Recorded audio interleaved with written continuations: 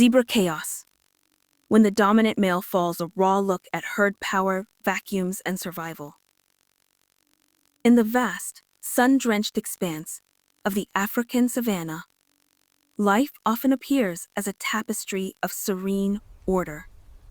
Here, the plains zebra, with its iconic stripes, lives in tightly knit harems, a social structure far more complex than meets the eye.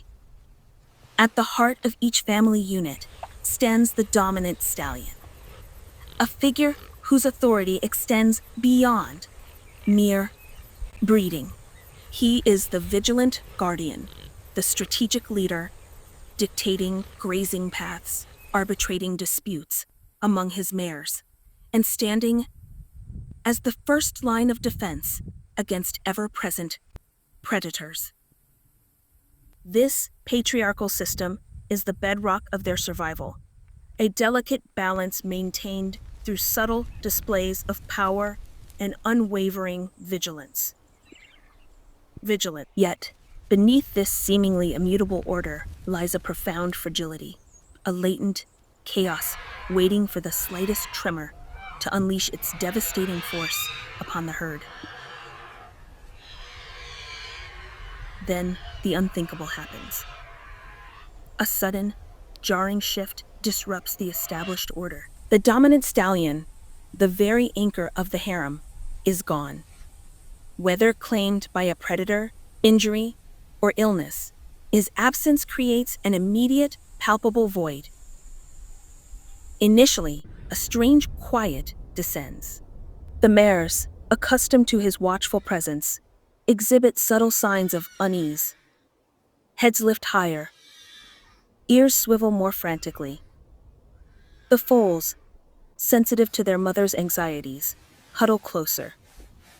This isn't just the loss of a protector, it's the unraveling of a meticulously woven social fabric. The herd, once a cohesive unit, now feels fragmented, vulnerable. A silent alarm echoes across the savanna, signaling an impending power vacuum that threatens to plunge the entire family into disarray, a test of their ancient instincts. The vacuum cannot remain unfilled. Almost immediately, younger, often less experienced bachelors, typically from the periphery of the savanna, sense the opportunity. These males, driven by primal instinct to secure a harem, charge into the vulnerable family unit.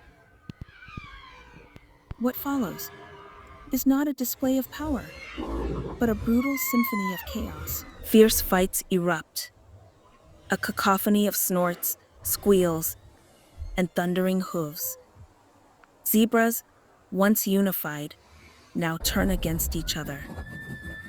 Mares, fiercely protective of their foals, actively resist these aggressive newcomers, knowing a new stallion might commit infanticide to bring them back into estrus. The savanna, once a sanctuary, transforms into a battleground, where the very structure of zebra society hangs precariously in the balance, each stripe a blur in the dust and fury.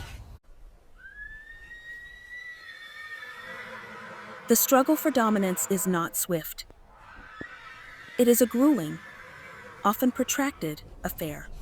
The herd, once a symbol of unity, now fragments, each splintered group facing its own existential crisis. Mares, once united under a single leader, are now torn between loyalty and the brutal reality of survival. Some may follow a newly aggressive male, hoping for stability, while others desperately try to protect their offspring from infanticidal advances. This period of instability is a perilous time, a window of opportunity for opportunistic predators. The absence of a strong, unified defense mechanism makes every zebra, especially the young and vulnerable, a potential target. The savanna continues its cycle, indifferent to the internal turmoil of the plains zebras, demanding adaptation or extinction. Eventually, stability, or a semblance of it, returns. A new dominant stallion, often through sheer force and tenacity, manages to consolidate control over a portion of the original harem or a completely new one. This process, however, comes at a significant cost: injuries, stress, and often the loss of young lives. The herd's composition may be forever altered, some mares having dispersed, others having formed new allegiances. This cycle of chaos and reestablishment is a stark reminder of nature's relentless drive for order, even through brutality.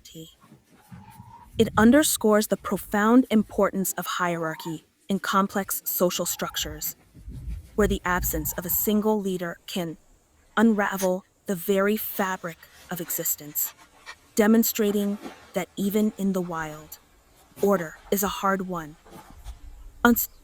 constantly defended state.